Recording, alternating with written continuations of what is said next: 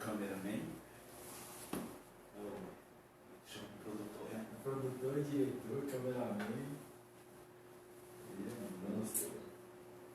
monstro sagrado.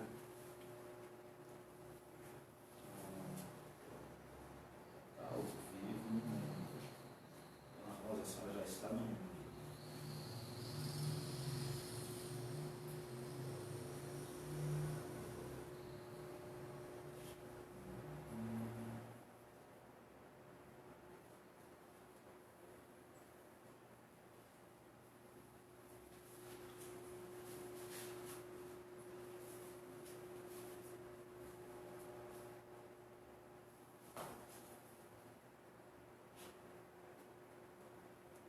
Da chave aí do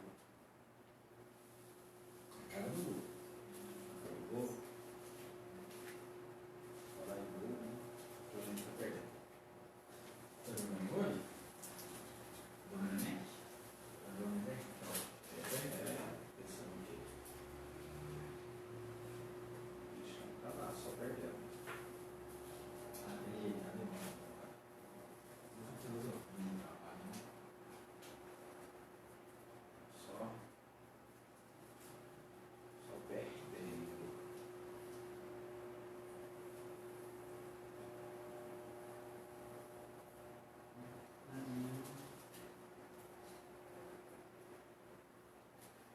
Santos está aproveitando suas missões do mundo e já estão acontecendo. Sim, pode ver sim, a parte de domingo. Tem que ligar na secretaria e marcar.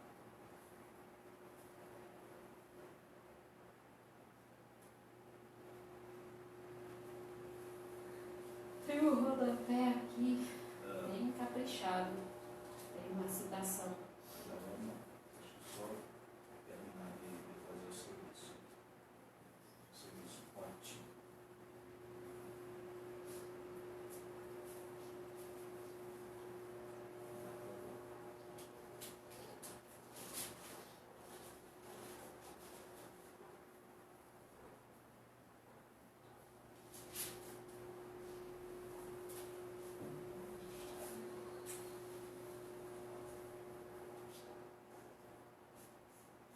Opa.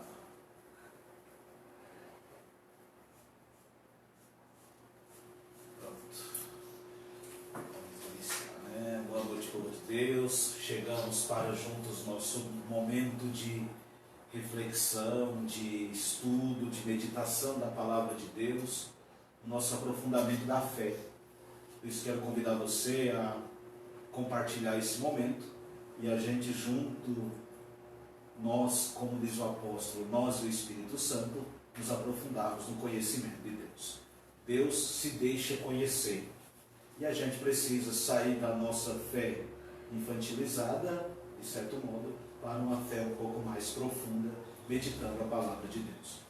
Nós estamos estudando o Evangelho de Mateus e hoje nós vamos olhar um pouco num evento muito importante que é o batismo de Jesus, feito por João Batista, aquele que nós conversamos semana passada, que é essênio, que cresceu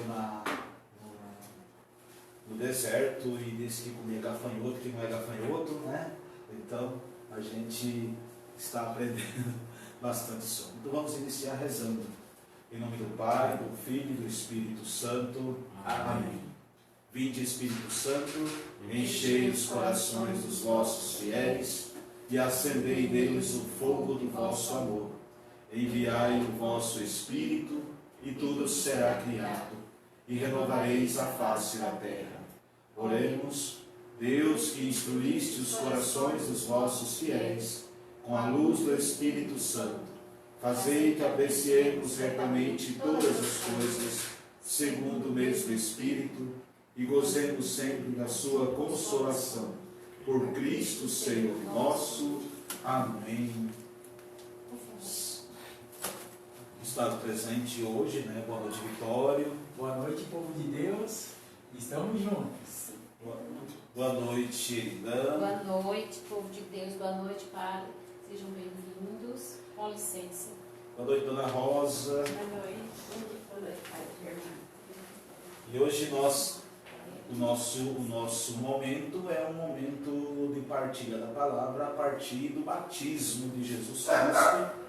E é claro que a gente precisa refletir o batismo de Jesus Cristo, né, esperando a Irigã voltar, a gente vai conversando um pouquinho a partir da própria palavra batismo, né, do significado da própria palavra batismo. Então a gente precisa compreender o que é batismo para depois a gente entender esse batismo de Jesus e quais as implicações do batismo de Jesus no ministério da vida dele, na vida dele, Jesus, e claro também na vida do Batista. Tá? Então esses são os primeiros momentos de hoje, não é? Para a gente compreender tudo isso. Então vamos dar uma olhadinha no texto sagrado e a gente vai fazendo os nossos intervalos aqui para a gente... Tudo bem que semana passada houve uma boa discussão sobre a questão do batismo, né? E a gente precisa retomar, mas aí olhando para o texto bíblico. Vamos lá?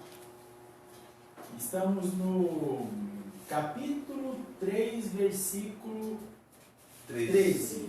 Então, Batismo de Jesus. Pega a tua Bíblia lá, né? Papel, caneta, marca texto, essas coisas todas que os meninos têm aí na mão, e vamos olhar para a Sagrada Escritura, né? E a própria Sagrada Escritura vai nos responder as nossas questões. Vamos juntos?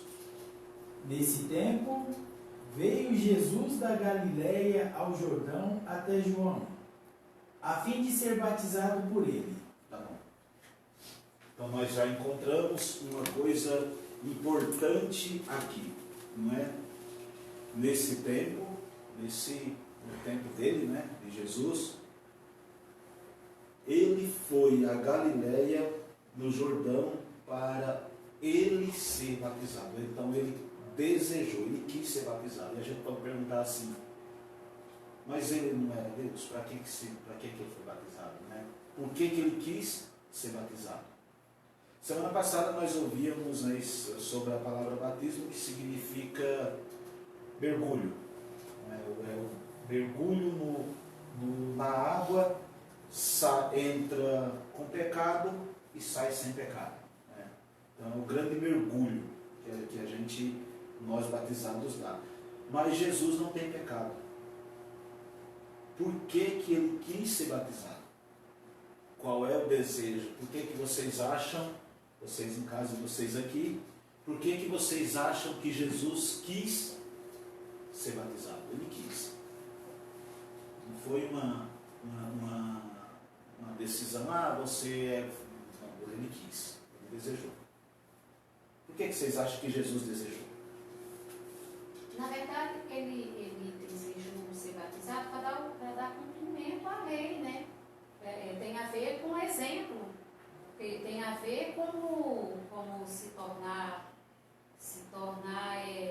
todos iguais perante Deus. E aí, naquele momento, ninguém sabia que Jesus era o Messias, né? De jeito nenhum. De jeito nenhum. Então, ele foi na humildade. Eu vejo que é um grande exemplo, não sei se é certo, mas é um grande exemplo de humildade. Se colocar junto, e João Batista, que o conhecia, faz aquele comentário que, na verdade, sou eu que devo ser batizado por ti, mas mesmo assim, Jesus, acho que para dar um exemplo, né?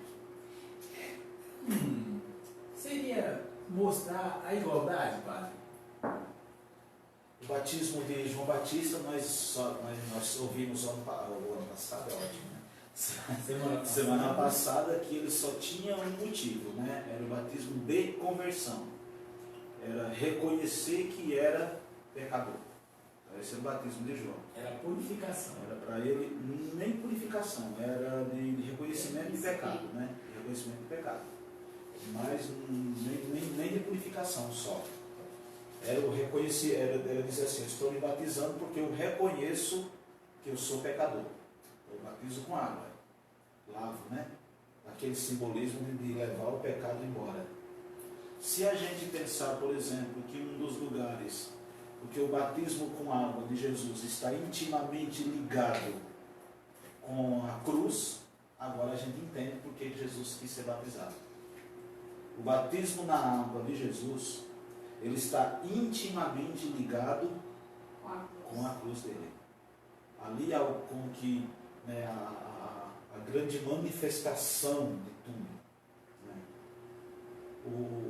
Aqui ele dá o exemplo de que precisa ser batizado para a remissão dos pecados. Lá ele redime os pecados. Aqui ele diz: faça isso para que os seus pecados sejam lavados. Faça como eu. Lá na cruz ele diz: aqui está a remissão por natureza. Por isso que quando você é mergulhado na água do batismo, você morre e ressuscita na hora que sai. Se você pensar, por exemplo, não sei se vocês já viram o tal do batismo por imersão, né? É aquele que pega, eu morro de vontade de fazer aqui, mas eu não tenho coragem, pega a criança, eu te batizo do Pai, os pés, do Filho até o tronco e do Espírito Santo inteiro. Para dizer que ali há uma morte e há uma ressurreição. Quando eu ligo isso com a cruz do nosso Senhor, há uma morte e há uma ressurreição. Então, no batismo eu entro morto como pecador e saio vivo como aquele que é adotado por Deus como filho. E aí pode ser que alguém faça uma pergunta assim: mas a criança é sem pecado? Explica essa coisa da necessidade. Não, a criança não é sem pecado. Então, fala sobre isso aí. Ela carrega o pecado original. Ela não é sem pecado. Todos nós nascemos com a mancha do pecado original, do pecado de Adão. E por que nós carregamos a mancha do pecado de Adão? Porque São Paulo explica, né? Todo homem carrega o pecado. Por um só homem veio o pecado. Por um só homem veio o pecado, em Adão. Por um só homem veio a salvação, Jesus Cristo, o novo Adão. A leitura desses dias aí. Então a gente nasce com a mancha do pecado original. No batismo, olha que legal, no batismo isso sai. Sai o pecado, mas não sai a culpa. O batismo tira toda a mancha de pecado. Você sai de lá limpinho. Por isso que o batismo de adulto tem até mais significado. Por isso que adulto não precisa confessar antes de batizar. O adulto não batizado, ele não precisa confessar antes do sacramento. Porque o batismo lava todos. Ele era o maior pecador do mundo, a pessoa, a maior pecadora do mundo, mas ela ainda era um não batizado. No batismo, todos os pecados dela são lavados, né? São levados embora. Todos. Mas a tendência para o pecado, isso não deixa de existir. Ela saiu dali, aí ela levou uma topada.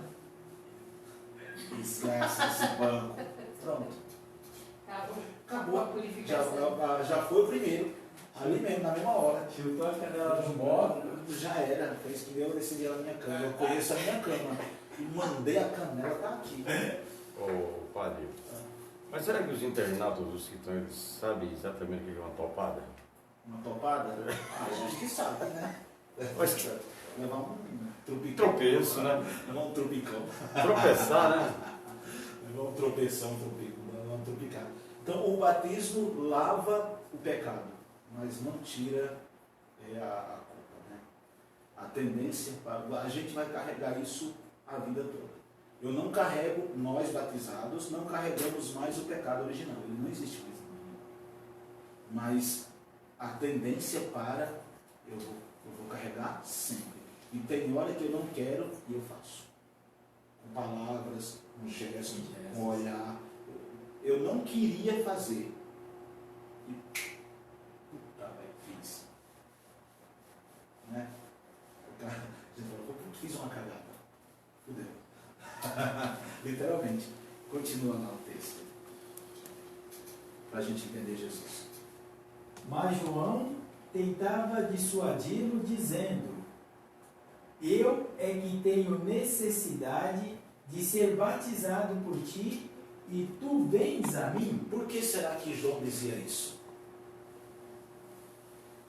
João dizia isso porque João tinha pecado. E Jesus não. Mas João sabia, a espiritualidade de João apontava, já mostrava isso, ele já sentia que... Sim.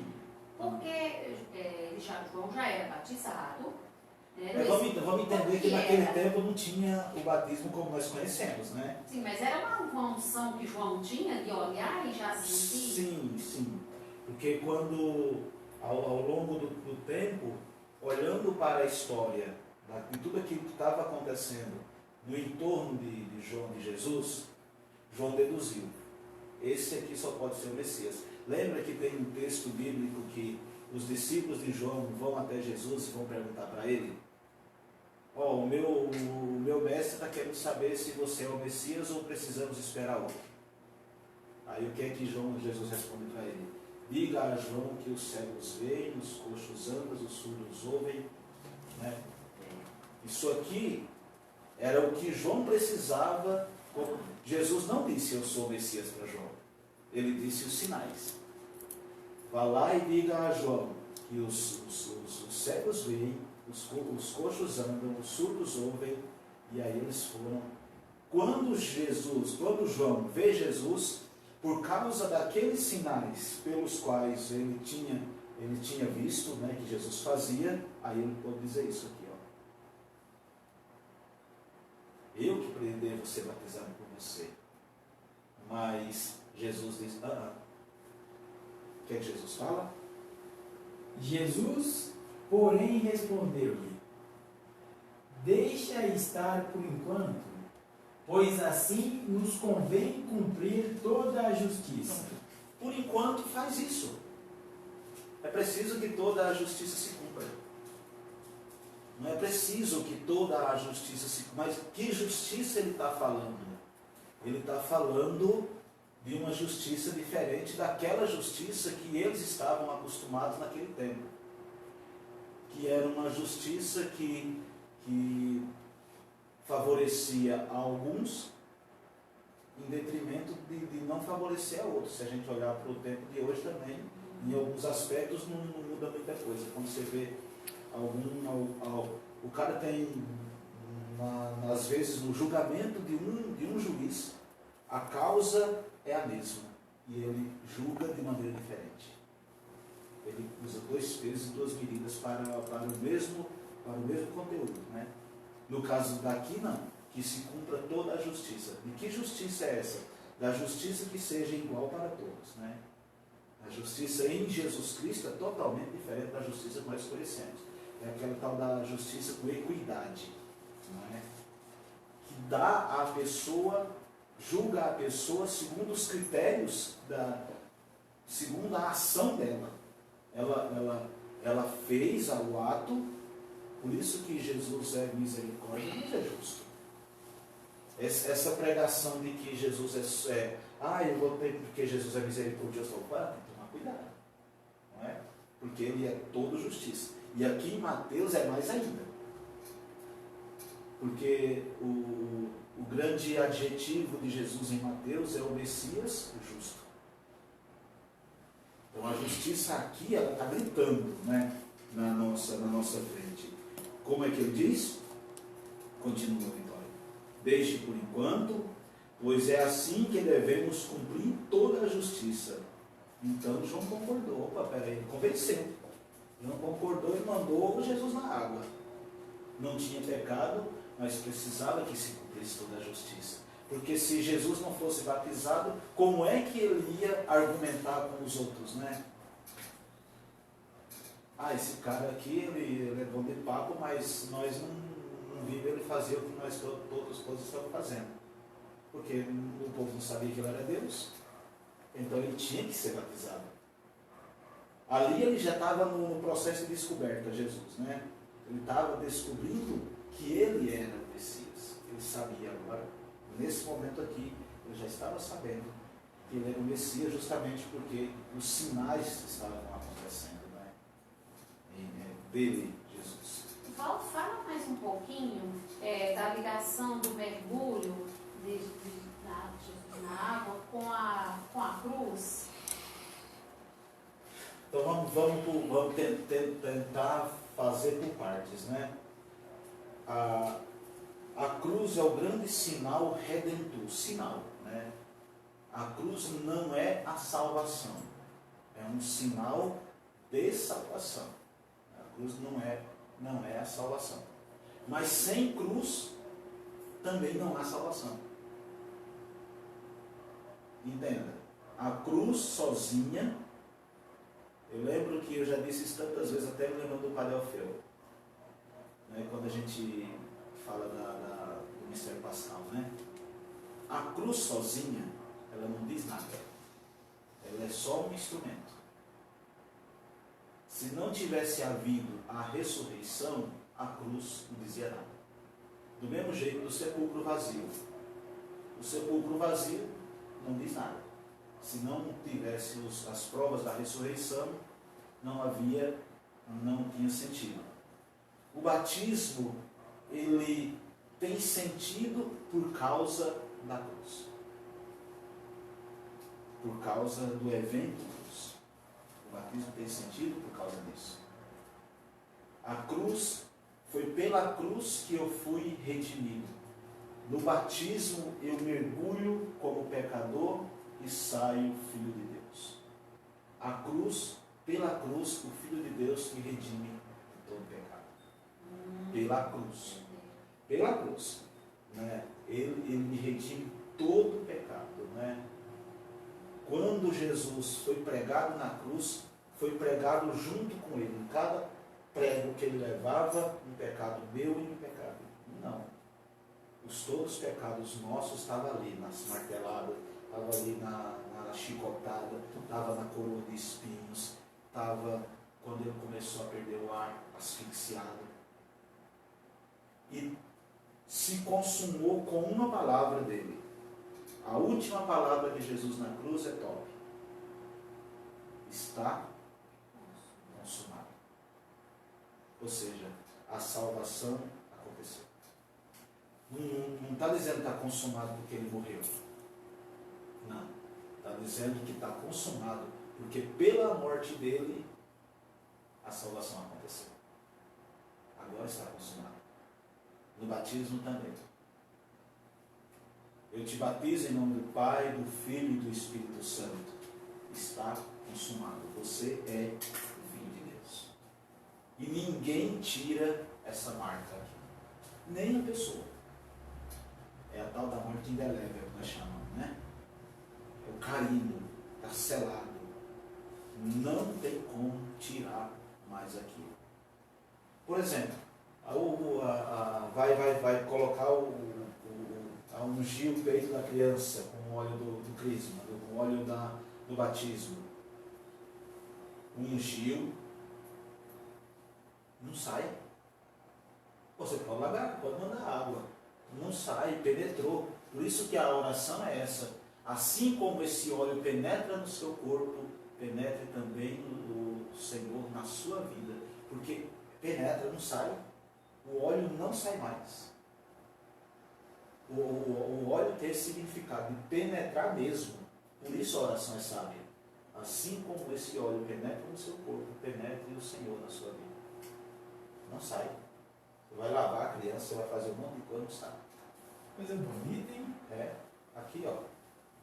Por isso que o batismo precisa, a catequese do batismo precisa ser levada a sério em relação à família, porque realmente eles precisam entender a marca indelével desse amor de Deus, dessa paternidade que o Senhor assume. É muito bonito isso. Que é a mesma coisa aqui em Jesus, olha, ele está simbolicamente, porque ele não precisava, mas simbolicamente ele está dizendo, eu vou morrer aqui de maneira simbólica para se concretizar a morte lá na cruz. Ligação muito interessante. E não é à toa que saiu do lado aberto de Jesus água. Sangue e água para simbolizar os sacramentos da igreja. O sangue e água que sai do lado de Jesus só tem um significado: os sacramentos da igreja. Aqui, ó. Do lado aberto de Jesus sai os sacramentos da igreja. De modo especial, o batismo, né? Porque o batismo, ele é, por assim dizer, o pai de todos os outros sacramentos. Pelo batismo, né, não é assunto para agora, mas é o que eu estou sendo, pelo batismo emanam todos os outros sacramentos. Por isso que ele é a porta de entrada para a igreja. O batismo é a porta de entrada para a igreja. Então, não é uma coisa de brincadeira, né? Todos aqueles ritos, por exemplo, que a gente faz na catequese, de entrega da Sagrada Escritura, de entrega do creio, de entrega do Pai Nosso, de tudo isso, né, especialmente para os não batizados, é o caminho que ele vai fazendo para, se for o caso, ser batizado. É ele que vai dizer: agora eu quero. Ele e a comunidade, né? Para o escrutínio. A comunidade diz. Lembra daquela perguntinha que tem no rito do batismo? E vocês, povo de Deus, vão ser uma comunidade de fé para esta pessoa? A comunidade, ela tem que fazer isso. Os pais, primeiro perguntam para o pai, depois para os padrinhos e depois para a comunidade. E a comunidade tem de responder. Por isso que quando ela faz daquele jeito, sim, eu pergunto de novo. Um sim sem vontade. Um sim sem vontade. É um sim que não vai acolher. E você tem que acolher porque aquele que está entrando na igreja, e por isso é na porta da igreja, não pode ser em outro lugar. A assinalação dos sinais, né? Na pessoa, na fronte da criança, por esse sinal, é na porta da igreja. Porque ela só vai entrar na igreja quando a comunidade disser: eu aceito ele. É a comunidade que diz. Já pensou se a comunidade disser: não quero? Não vai ter batismo. A comunidade tem esse poder. Claro que tem. Ela não fala, não quero. Não quero, não tem batismo. A importância da comunidade de fé. A gente percebeu o quanto nós somos responsáveis por a nossa, né, salvação, mas por a acolhida, por salvação do outro. Nós somos a salvação da outra pessoa depende de Deus, claro, da graça dele, né? Porque não existe uma autossalvação. Eu quero me salvar hoje. Não existe. Consegue. Não, ninguém consegue se autossalvar. Mas a salvação, que é pura graça de Deus, é Ele que quer salvar, passa pela pessoa. Por isso que ontem eu disse, né, e hoje eu repeti, entre eu e Deus, existe uma pessoa. Essa pessoa, ela pode me levar para Deus, e esta pessoa pode me afastar de Deus. Eu posso atrapalhar a graça de Deus na vida da minha vida. Eu quero ser de Deus, mas tem uma pessoa. Porque entre eu e Deus há sempre uma pessoa. Olha aqui. Entre o Filho e Deus Pai tinha João Batista. Não precisava. Mas para se cumprir toda a justiça, aqui estava o Batista. Para dizer que há como que alguém, né, que me leva para o Pai. O papel dos intercessores. Por isso que uma coisa importante, né, na própria renovação carismática, que ela traz isso muito forte. O papel do intercessor. Se a pessoa não queria falar disso, mas é importante. Se o intercessor soubesse o tamanho do papel dele na vida do movimento da renovação carismática católica, se ele tivesse noção da importância dele enquanto mediador da graça, eu acho que ele rezava mais. Nós somos 150 intercessores, para a honra e glória de Deus. Nós rezamos 24 horas, foi investir em formação, Assim, isso é uma conquista Isso, nossa. claro né? que sim. Graças a Claro que Deus. sim. Isso aqui, ó. Olha onde está o intercessor aqui, ó. Quem é o intercessor nesse batismo de Jesus? É. João Batista. Você se coloca Entre Deus E a pessoa e a humana. pessoa humana. Entre eu e Deus existe uma pessoa. Olha que legal. E não só apenas no movimento da renovação carismática. Nós precisamos ser intercessores. De modo geral, nós precisamos ser intermeio, né? Entre uma ação divina e uma ação humana.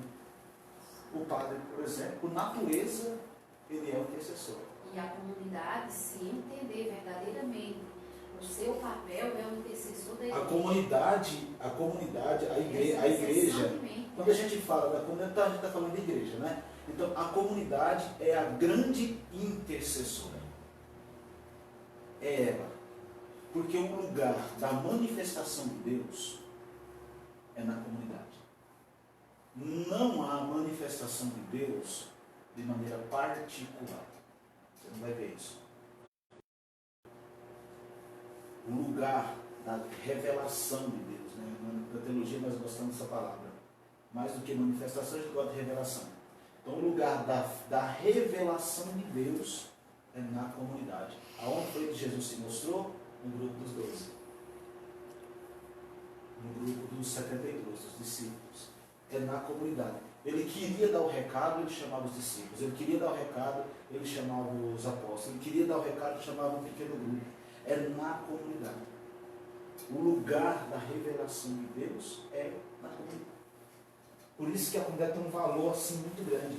E a pessoa, e a minha luta com os meus, especialmente aqui, né, nesse tempo todo, é para ela entender que ela é comunidade. Ela não é enquadrado aqui em igreja de barro. Ela é comunidade. Engraçado, né? E aí, a gente não põe culpa em ninguém, e eu não gosto de colocar culpa em nada em ninguém, mas às vezes a gente vai percebendo que alguns de nós, ele é da igreja de barro. Fechado, né? Está fechado ainda.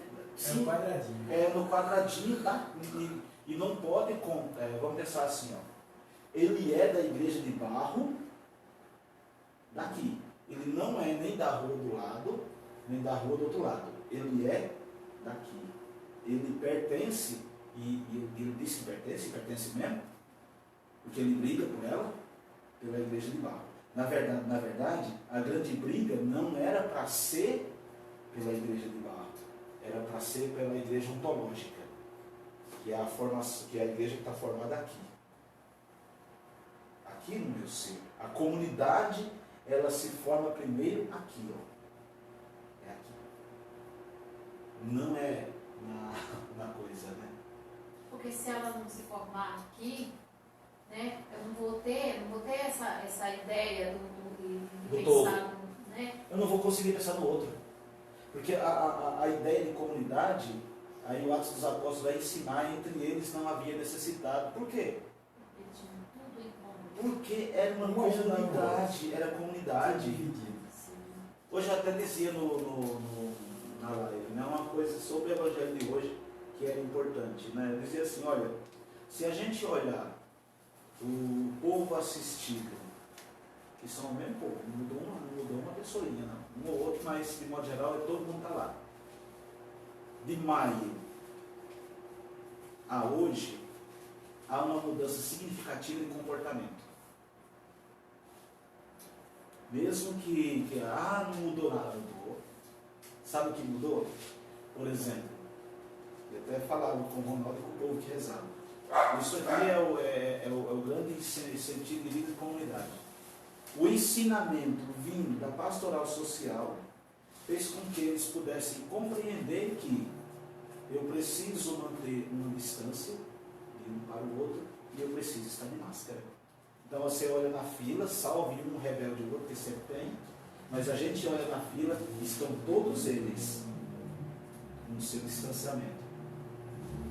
Salve aí na realidade ou outra, ele sempre denúncia, porque o bom que tem é para a gente não achar que fez tudo certo. Eles estão lá, tudo certinho, um distante do outro.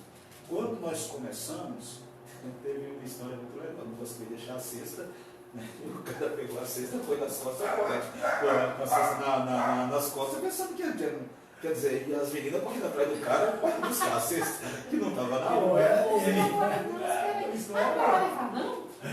Quer dizer, se fosse hoje, ele não faria a mesma coisa, por causa dessa mediação que existiu entre ele e a outra realidade. É essa mediação que ele está falando. Isso aqui é extremamente importante. Isso aqui é evangélico. É evangélico isso aqui. Ensinar o outro é evangélico. Evangélico no sentido da boa palavra, né?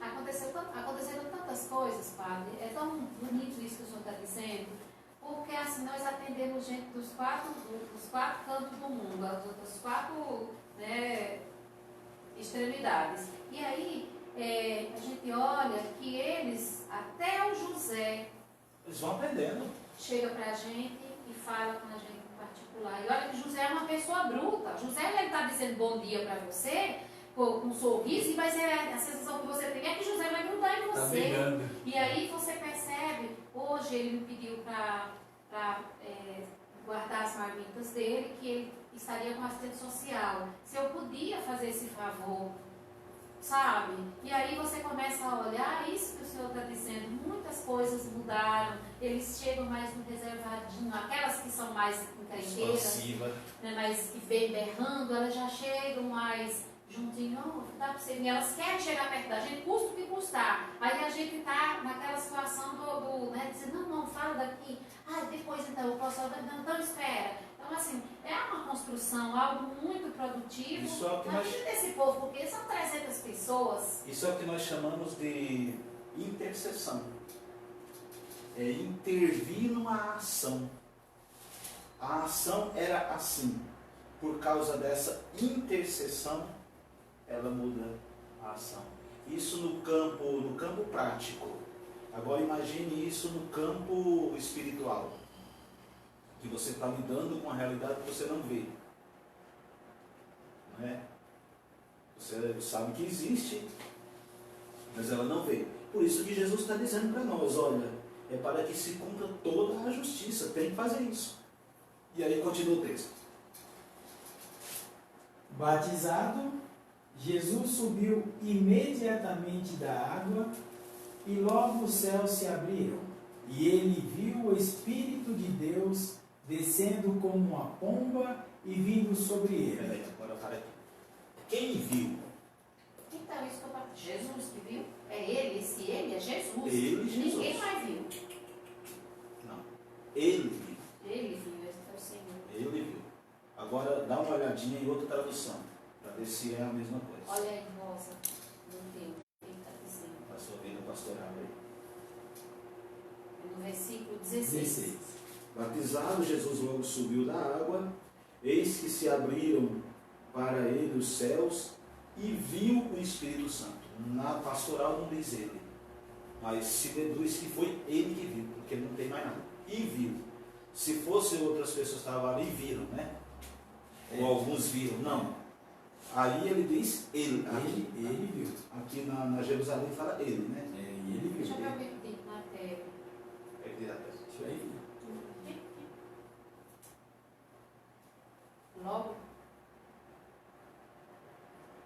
Logo que foi batizado, Jesus saiu das águas, da água. Eis que os céus se abriram e ele viu o Espírito de Deus descer como uma pomba e pairar sobre ele. Vamos achar esse batismo de Jesus no Evangelho? Procura aí que você vai achar. Acho que no rodapé tem alguma coisa. Tem do batismo, tem aqui em Marcos, Vai lá em Marcos 1, Marcos 1, 9. Vai lá em Marcos, porque Marcos é a fonte deles, né? Ora, naqueles dias, Jesus veio de Nazaré, na Galiléia, e fez-se batizar por João no Jordão. No momento em que ele subia da água, viu os céus rasgarem-se e o Espírito, como uma pomba, descer sobre si, e do céu veio uma Tá bom, voz. só até aí. Quem viu? Ele. Ele, Ele. Jesus. Ninguém mais viu. Rosa, em Lucas. Vai lá em Lucas. Vai lá em Lucas. Porque Lucas também é bom. São sinônimos. Lucas 4, filho. Lucas. Não.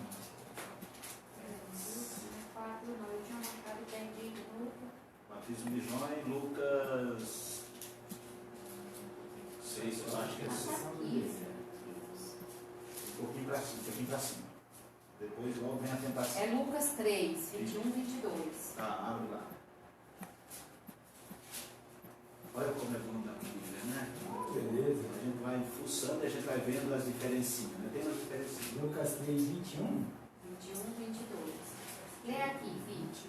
Esse daqui. Ah, não, mas a tua é da mesma, é diferente. A sua é a pele, a dele é Jerusalém. Sim. Ora, ao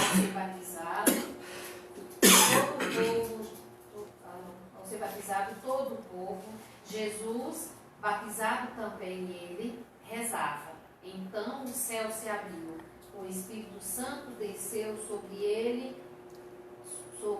sob a aparência corporal, como uma pomba, e uma voz veio do céu. Agora tem uma palavra aí que aparece em tudo que só aparece na Tebe. Jesus só fazia o quê? Rezava. Rezava, que não aparece. Não aparece. Na Tebe aparece, mas aqui, aí em nenhum lugar aparece rezava. O Espírito Santo desceu sobre ele, sob uma aparência corporal como uma pomba. Não, anterior a isso. Ora, ao ser batizado todo o povo, Jesus, batizado também ele, rezava. E aí não tem voz. E aí ele não vê nada. Aí na Tebe Jesus não vê nada. Não, só está dizendo que o Espírito desce sobre ele como uma aparência de pomba. E ele não vê nada. Ele não vê. Viu? Ele não vê nada. Então, essas incongruências bíblicas são importantes para nós. Aí a gente pode perguntar, quem está certo? Porque na Tebe diz que rezava. Aqui nas nossas traduções, na Jerusalém, na Pastoral, na CNBB, Jesus não rezava. Ele saiu da água. Eu acho que não é E ele importante. viu. O importante é o ato em si. O importante é o que veio sobre ele. É o Espírito É o Santo. Espírito Santo. Se ele rezou ou não, e tem o evento de sair, porque também no túmulo ele saiu. Sim. Saiu da água. A água na Sagrada Escritura tem um simbolismo muito importante, que é o símbolo de morte. Lugar do medo, lugar dos monstros, lugar da morte. Então ele saiu da região da morte e recebe o sopro do Espírito, recebe a graça do Espírito. Recebe a graça. E ninguém mais vê, só ele vê. Nem João. Não. Na Bíblia não diz que alguém vê, só ele vê. Ali tem uma ação de Deus que me leva direto para o túmulo. Por isso, olha que legal, por isso que o batismo está ligado, toda a celebração do batismo ela está ligada à celebração das exéquias. Um dia nós vamos nos encontrar no paraíso, diz uma das orações. Porque ele vai descer à mansão dos mortos, mas como Jesus, ele também vai sair da água, ou seja, sair da morte, vai ressuscitar, vai ganhar um corpo glorioso, estou falando da pessoa, não de Jesus, do mesmo jeito que Jesus Cristo. Por isso que o batismo me liga, literalmente, ao evento morte. Que para nós é morte, né? Mas Jesus saiu da região da morte. E agora ele vive. Isso é um negócio Ele vive. fantástico, porque se nós começássemos a entender melhor isso aqui, a gente ia se despedir do ente querido, a gente ia ficar triste, mas a gente ia se alegrar, Sim. porque A de tristeza. acordo com a vida da pessoa, porque tudo isso só é possível, vai sair desse evento e vai ganhar um corpo glorioso e Se estar na for glória de merecedor. Deus, se for aquela pessoa que mereceu, que viveu, Nem né, todo que... mundo vai ganhar corpo glorioso na me lembro eternidade. disso. Mas olha como a morte ela vai ganhando um sentido muito mais, menos doloroso, porque na verdade a morte em si ela é dolorosa para os que creem, não por causa da morte em si, mas pela separação. A falta Sim. que vai fazer. É a Vazio, separação, né, a é o vazio. Por distância. exemplo, meu pai faz 20 anos que morreu praticamente, eu sinto saudade dele. Eu falo, vocês estão perto de mim, eu falo meu pai em quase todas as minhas homilias, eu acho um jeito de enfiar ele ali. Mas eu não sinto tristeza hoje do meu pai ter morrido. Mas no dia que ele morreu, sim. De não poder ter ido lá, de não poder estar aí junto com a minha mãe, com a minha irmã, naquele momento, enfim. Mas a dona Ana sábia, a dona Ana, irmã, os sábios, os sábios, para ser redundante, têm uma sabedoria. Quando o pai morreu, minha irmã, eu cheguei na padaria, aí minha irmã ligou. Falou assim, com essas palavras, nosso pai morreu. Aí eu almocei, tomei banho, cheguei na padaria e falei pro meu patrão, chamado Demar. Aí Demar, pai morreu. Ele falou assim, mas você não quer ir para casa? Eu falei, eu quero ir para o Nordeste, não para casa. Trabalhei e quando eu cheguei em casa, meu irmão trabalhava numa metalúrgica aqui, na Avenida Mogiana, na Tomás Alberto. O meu irmão chegou, aí estava tomando um suco, com um copo na mão, e eu todo delicado, igual eu sou, falei para ele assim, meu irmão muito mais ligado à família do que eu, né? Estava tomando desse jeito. Eu falei, minha irmã ligou. Eu falei, e aí? Meu pai morreu, soltou o copo. Nossa, isso é gente. Então, Desse jeito. Quando vocês veem meu irmão, novo, quando ele vinha aqui, vocês forem lá, se tocar nesse assunto. Aí a dona Ana estava lá. Aí eu tinha ido em casa em fevereiro, em março, e meu irmão tinha ido em fevereiro, um mês antes. E aí a dona Ana, a gente falou, né, que queria ir, um de nós precisava ir. Aí a dona Ana usou essa terminologia. Você indo para lá, seu pai vai ressuscitar, quer dizer, levantar. Aí, claro que não, né? Então não compensa vocês irem. Conversar, vocês terem ido como vocês foram, viram seu pai vivo, né, mesmo que em situação muito delicada, viram ele vivo. Agora só vai trazer muito mais dor para sua mãe. Porque vocês vão, mas vão voltar. O pior não vai chegar. O pior vai ser sair. E ela nos convenceu, né? Desse jeito. Ligando a morte do meu pai a uma vida nova que ele ia ter no céu, que nós não ia conseguir dar para ele. Mas quem daria isso era o nosso Senhor. Então, a dona Ana, sabiamente, ela nos convenceu de que a ressurreição, ela não é desse tempo. E a minha presença não ia mudar em nada o evento. Porque quem muda o evento é o próprio Deus, né? Isso foi imensamente importante.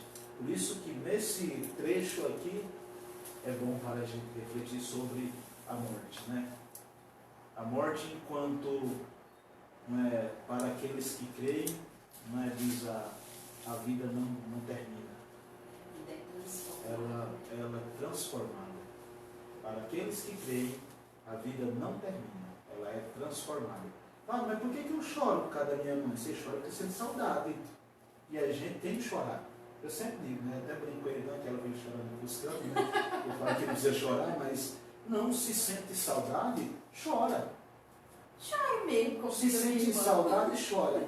Mas não tem de ser um choro no sentido de choro agonizante, de dizer, eu queria que minha mãe estivesse aqui. Não, não tem, minha mãe tem que estar aqui coisa nenhuma. Minha mãe tem que estar onde ela está, na casa do pai, porque aqui é transitório. E feliz de quem está lá. Porque é de lá que nós saímos, é para lá que a gente volta. E é muito difícil a gente entender isso, né, Padre? Mesmo conversando sempre sobre isso, mesmo sabendo que a hora da Dona Morte vai chegar, e mesmo assim a gente são poucos aqueles que se preparam para o evento morte. Poucos, mesmo gente de fé como nós. Quando a morte se avizinha, a gente teme. Aí eu me lembro que alguém disse assim: você teme a morte porque você sabe o que você fez. Eu vi o Dom Henrique falando sobre esse evento, e ele disse assim, que se você sabe, a morte não te causa medo, se você souber que você viveu a graça de Deus todos os dias, isso é muito lindo, isso, né? Porque se você sabe que você não está em desobediência, apesar da sua limitação humana, da sua limitação humana, mas você sabe que dentro dos limites da normalidade você fez o teu esforço, não há o que temer, porque alguém que dedicou a sua vida a servir a Jesus, a amar o próximo, a usar de misericórdia, isso é se tudo Nossa que Senhora, eu desejo para se Nossa Senhora se tivesse, essa pessoa que viveu isso, se Nossa Senhora tivesse morrido no sentido morte como nós conhecemos, será que ela temia isso? Claro que não. Certeza que não. Nossa Senhora nem sabia que ia ser levada ao céu. Eu não sabia disso não. O Padre Alfeu usou uma expressão assim sobre Jesus Cristo, evento de ressurreição. Ele disse que, quando a gente fala de escatologia, ele fala assim que foi uma grande surpresa para o próprio Jesus a ressurreição. Até para ele, que sabia que ia ressuscitar, para ele a ressurreição foi um evento que causou nele surpresa. Agora, se em Jesus causou surpresa, imagine Nossa Senhora. Né? Porque a gente não consegue, a gente consegue imaginar o evento Nossa Senhora subindo ao céu, os anjos levando o corpo, né, e subindo aquele jeito da imagem da Assunção que a gente tem, né? sim. Mas como será que foi esse evento da Assunção de Nossa Senhora? Dessa subida gloriosa de Nossa Senhora, porque não existe corpo. Não tem corpo aqui. Eu me lembro de uma fala do Dom Henrique, ele disse assim: no dia que acharem o corpo de Nossa Senhora, deixe de acreditar na Assunção. É verdade, isso é... Não tem como. Então, no dia que achar o corpo de Jesus Cristo, a gente não vai acreditar mais no evento de ressurreição. Não tem corpo aqui. Subiu ao céu. Que corpo? O corpo dele, o corpinho dele, bonito, o corpo dele. Agora, glorioso. E na Sagrada Escritura aparece uma coisa interessante. É tão real o corpo dele, que na Sagrada Escritura, quando ele se coloca no meio dele, ele diz para Tomé: ó, põe o teu dedo aqui, ó. Porque na eternidade, Jesus está com as marcas da paixão. E não é à toa que alguns santos da igreja carregaram os estigmas, as marcas da paixão. Né? São Francisco, Santa Rita, né? São Padre Pio, tantos outros, né? Carregaram. Jesus está na eternidade, junto do Pai, né? No seio da Trindade, com um corpo glorioso, ganhou uma corporeidade, que nós chamamos, ganhou um corpo glorioso, mas não tirou as marcas da paixão. Essas marcas da paixão são o sentido, né, o significado, o significante para a nossa redenção. Pelas marcas da paixão, a gente olha para elas e a gente diz: não, verdadeiramente eu fui salvo e aqui está a prova. Nas marcas da paixão. Não é tão profundo isso, não. E a gente vai chegar nas marcas da paixão lá na frente. Diz lá, vamos lá. Agora é a voz. Ao mesmo tempo, uma voz vinda dos céus dizia: este é o meu filho amado, em quem me comprazo. O que é que diz aí na outra versão? Pega a tela. 17. Marcos diz: tu és meu filho bem amado, aprove-me escolher-te. Agora era no teu, vozinho, meu teu. E do céu veio uma voz que dizia: este é meu filho amado, nele está o meu agrado. E do céu veio uma voz. Mas tem um evento antes, né? Tem um evento antes em algumas. Eis que se abriram para ele o céu. Tem uma versão que fala que o céu se rasgou. Eu acho que é a Jerusalém. Um pouquinho para cima. Não, eu acho que eu li em Lucas, não foi? Acho que Lucas fala que o céu se rasgou. O céu se rasgou. Lucas 3. O céu se rasgou. É isso mesmo. O céu se abriu, mas eu li em algum. Não, em alguns eventos. Agora a grande pergunta. O céu, vamos deixar as versões e vamos pegar essa parte do céu se abriu. Aquilo que se abriu é porque estava fechado. Naturalmente, né? Tranquilo. Tá, o céu estava fechado. Por quê? Por que o céu estava fechado? Por que vocês acham que o céu estava fechado? Porque o Espírito Santo ainda. Ai, gente, não sei não. Não sei se não falar nada. Não, mas vai dizer, tem gente, a gente sabe. O meu compadre Zé Luiz Dobrado disse que a gente sempre sabe tudo. A gente sabe. Eu imagino. Ronaldo, por que você acha que o Espírito e o céu, que Espírito? Não é nem pelo Espírito. Por que você acha que o céu estava fechado? Estava fechado. Com chave e tudo. E se rasgou, trancado tudo. Acho que o céu se abriu é a forma de dizer que do céu, que a presença de Deus é Deus que manifesta. Acho que tem a ver com manifestação. Vamos Para olhar que o lá Espírito de Deus pudesse descer, o teu céu tem que se abrir. para alguma coisa descer, tem que se abrir, né? A menstruação, por exemplo. Para descer tem que se abrir alguma coisa, né? Quando o homem pecou, o primeiro homem pecou, o que aconteceu com ele? Ele foi, não, antes ele se escondeu, mas depois teve um papo com Deus lá, né? Porque o homem, ele conversava no tete a tete com Deus, né? Diz lá no Gênesis. Desobediente, se não fosse isso, essa desobediência desse Adão, quem sabe nossa O vida homem, era outra. é claro, com certeza é. Se Adão não tivesse desobedecido, nós não estaríamos aqui. Na graça. Nós estaríamos fazendo outra coisa, né? Na graça. Agora, olha só. O homem, o Adão pecou, né? E a mulher colocou, e ainda colocou culpa em Deus. Lá no texto diz assim, né? Ei, onde você estava? Eu estava escondido porque eu estava nu. Mas quem disse que você estava nu? Como é que você descobriu que você estava nu? Por acaso você comeu do fruto proibido? Aí Adão, descarado, fala assim, a mulher que você me deu.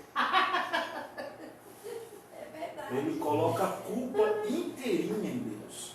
Ô, padre, só atrapalhando o senhor, a dona Aparecida Nascimento, ela está dizendo aqui, ó, sobre esse comentário da vida e da vida eterna, que hoje, se a mãe dela fosse viva, eu estaria fazendo aniversário hoje.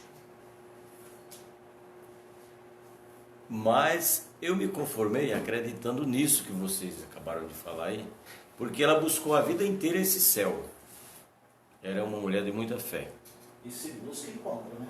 Aquele que busca, diz o próprio Jesus, aquele que busca, acha. Então a dona Cida está dizendo que acredita, ela própria, a dona Aparecida, se conformou com esse evento, como o padre Germano fala, do evento morte, um evento, por conta do comportamento da sua mãe.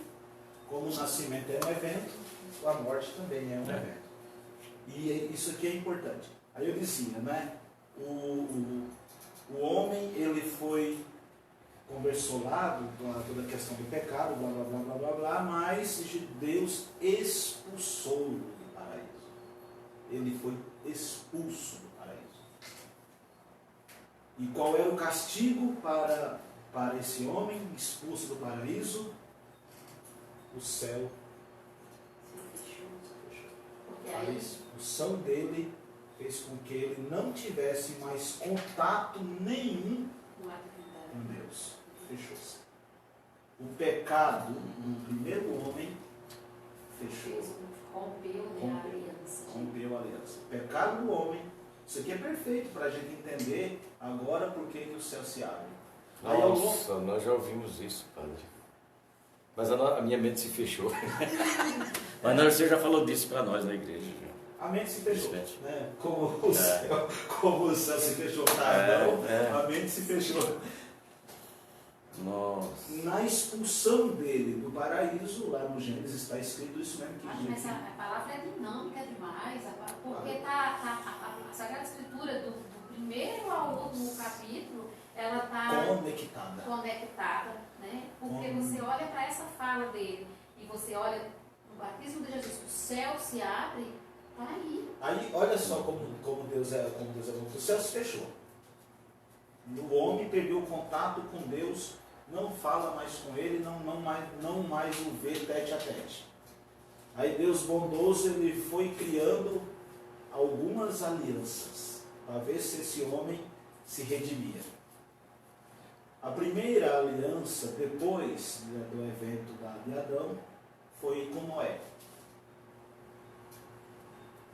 O grande arco-íris, né, que liga o céu à terra. Pode olhar, quando o arco-íris se abre do horizonte, ele liga. Pode olhar, se a gente for, vocês viveram em lugares mais como eu, mais na roça, ou que se viu isso não. Se viu no mar, é mais legal ainda. O arco-íris no mar ele liga direitinho. Tanto é que diz que como é que se formam as nuvens, o arco-íris leva a água para o céu e forma as nuvens, né? E a água do mar forma as nuvens, né? Enfim. Tem essas lendas todas, mas o arco-íris do tempo da Arca de Noé é a primeira aliança. Toda vez que a palavra é bela, porque ela diz, toda vez que enxergar o meu arco no céu, você lembrará da aliança. A aliança entre Deus, entre eu e você, e saiba que nunca mais eu vou destruir a terra. Nunca mais. Então esse negócio de dizer que o mundo vai acabar, biblicamente ele não existe. Ai, pai, mas não diz que vai ter um fim? Diz que vai ter um fim. Isso vai acabar. Fim significa que acabou. O namoro teve um fim, mas ele pode voltar. Teve um fim. Aí depois, mas o homem não se comunicou com Deus. Aí veio as outras alianças. A aliança do Sinai. A aliança do Sinai é top, né? Porque no Sinai com Moisés sobe no monte, esse monte estremece, tem a fala de Deus, né, pelas nuvens, mas Moisés não vê Deus. Em nenhum momento. Lá na sarça ardente, Moisés chega, e aí a voz do fogo diz assim, ó, tire a sua sandália, porque o lugar que você está pisando é santo. E Moisés se joga no chão. Tem um outro que eu não vou lembrar quem é, que Deus se apresenta, Elias, que Deus se apresenta para ele, lá embaixo do coqueirinho onde ele está lá, que tem uma pedra, ele põe a cabecinha da pedra, depois aparece um pão, e aparecem dois homens, e Elias se joga no chão, cobre a cabeça, porque ele não é digno de ver aquela visão. Então, em nenhum momento Deus se mostra mais para os homens. E ao longo do Antigo Testamento inteiro, o céu está fechado. Quando é que o céu se abre agora? No evento do batismo de Jesus. O céu se rasgou de cima a baixo. Agora eu tenho acesso ao céu. Agora eu tenho acesso à eternidade. Por causa de Jesus Cristo, eu tenho acesso à eternidade. Por que eu posso ligar esse evento aqui, do batismo de Jesus, com o evento da cruz de Jesus? O que aconteceu quando Jesus expirou? o véu do céu se rasgou de cima a baixo. Agora eu posso dizer que o céu está escancarado. Se aqui se abriu, aqui se escancarou. Então eu tenho. Nossa, será, gente? Será que o céu está me chamando? Enquanto o senhor se arrepia. Eu tenho uns arrepios quando mordi o pescoço. Mas o céu se escancarou na morte de Jesus, que tem tudo a ver com esse evento aqui, ó, do batismo dele. Olha que legal, né? Agora, aquilo que no primeiro homem foi tirado de nós, no segundo homem, né, no novo Adão, foi devolvido para nós. Esse poder dialogar com o céu. É lindo. Top, isso. é top. É maravilhoso. Mas eu queria te pedir para o senhor falar da importância do que trouxe a aliança de Abraão, né? Abraão viveu num contexto que adorava-se muitos deuses, Sim. também muito parecido com o tempo que viveu os discípulos. Fala um pouco de Abraão, que a gente costuma dizer que Abraão é nosso pai na fé. Abraão é o nosso pai na fé pelo seguinte, ó. Abraão era um fulano que vivia numa cidade chamada Ur. Ur existe até hoje. Ur existe até hoje, ela está ali na região do Iraque. Uma cidade antiguíssima, das mais antigas da nossa história, né? Se Abraão fosse vivo, ele teria hoje uns 4.000 anos. Né? É esse tempo que Abraão viveu. Ele estaria hoje nos seus um jovem senhor de 4.000 anos. 4.000 anos. E ele estava ali, na cidade de Ur, e Abraão, que não era Abraão ainda, era Abrão. Ele era um nômade, um seminômade, né? O que é um nômade? É aqueles como cigano, né? O cigano é um nômade. Ali na frente do posto eles estão, mas daqui a pouco eles vão embora. Não sei quem já foi. Foi, parece que já voltou. Não, parece que eu já vi o acampamento hoje que está lá. Então, o Abraão era um fulano nômade, um seminômade. Então, por que ele fazia isso? Eles faziam isso? Não apenas ele, mas também muita gente do seu tempo. Porque eles não tinham uma vida sedentária como nós temos. Né? O sedentário não é de sentar de gordo, é de estar sentado no lugar. Então Abraão não tinha isso, ele ficava em um tempo em um lugar, em um tempo em outro lugar, em um tempo em outro lugar, e isso levando o seu rebanho de ovelhas, né? Ele criava isso. E aí ele teve, nesse tempo de caminhada dele, houve aquilo que é o que nós chamamos do extraordinário. Né? O ordinário era ele continuar a vida de nômade dele. Fazia e depois voltava para o mesmo lugar. Depois fazia e voltava para o mesmo lugar. O extraordinário foi quando Deus disse para ele que ele ia para um lugar aonde emana leite e mel. E que lugar é esse? O lugar que eu vou te mostrar. O segredo da fé de Abraão é justamente isso aqui. Foi ele acreditar num Deus que disse para ele: eu vou te mostrar, eu vou te levar para um lugar que você vai descobrir sozinho. Eu vou te mostrando ao longo do caminho. Se a gente quiser traduzir isso para a nossa vida de cristão, de pessoa de Deus, a eternidade é um caminho que eu vou descobrindo ao longo do tempo. Abraão foi descobrindo e foi acreditando, e foi indo e foi acreditando, foi indo e foi acreditando. Não era casado, mas não tinha filho, e foi acreditando. Tanto é que ele acredita, mas a Sara não. Quando aparece, é muito legal quando aparece aquela figura dizendo: o ano que vem eu vou voltar aqui e você vai ter um filho.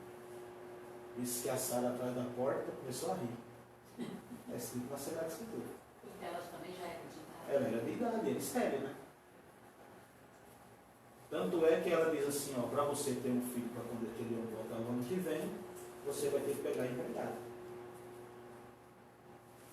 Ele ficou com a empregada engravidou, mas ela também engravidou. E ela vai e manda a empregada para o deserto. A grande divisão de Israel, dizem alguns, começa aqui. Ismael vai. Aquele Ismael e o Israel, que é Jacó, não é? O Jacó e o Ismael são irmãos, porque Jacó é filho de Abraão, Deus de Isaac, Deus de Jacó e Deus de Abraão, Deus de Abraão, Deus de Jacó e Deus de Isaac, que é o pai de José do Egito, é o Jacó, né? Esse Abraão, ele acredita que Deus vai dar para ele aquilo que ele prometeu. E da palavra de Deus diz assim, a sua descendência serão incontáveis como as estrelas que há no céu e os grãos de areia que há na praia. E nisso ele acreditou. Isso fez dele o pai da fé. Acreditar numa realidade invisível, porque na verdade não é que Deus chegou para ele igual nós estamos falando. Não, Deus falou, como a gente disse, falou no coração. Deus não apareceu para ninguém. Ninguém viu a Deus. A Sagrada Escritura atesta, ninguém jamais viu a Deus, a não ser aquele que saiu dele. Quem que saiu dele? Jesus. Só quem viu Deus foi Jesus Cristo. Então todas aquelas coisas que diz assim, viu Deus, não viu. Sentiu a presença dele. Eu sei que Deus está aqui. Isso eu tenho certeza. Aqui, conosco, sentadinho nessa cadeira. Vou colocar aqui. Eu acho que ele está, porque senão ficou todo arrepiado. Se você sentar aí do seu lado, talvez dá um jeito na sua vida. Aí, acho que ele está aí. Porque ele está de tal maneira presente que ele vai mostrando no nosso coração como nós devemos fazer, de que maneira a gente deve fazer. Por isso ele está presente. E Abraão viu isso aqui.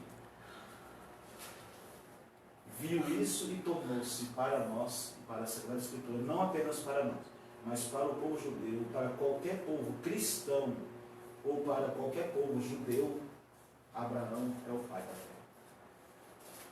Ele é o pai da fé por causa disso, porque ele acreditou sem ver. Acreditar sem ver é o grande segredo do homem e da mulher de fé. Porque a fé não me dá a garantia de eu ver. Eu vi Jesus. Não vê. Mas o Senhor não diz na missa, você pode dizer para os outros, eu vi o Senhor, mas no sentido extremamente figurado. Eu vi o Senhor na Eucaristia. E Ele me viu mais ainda.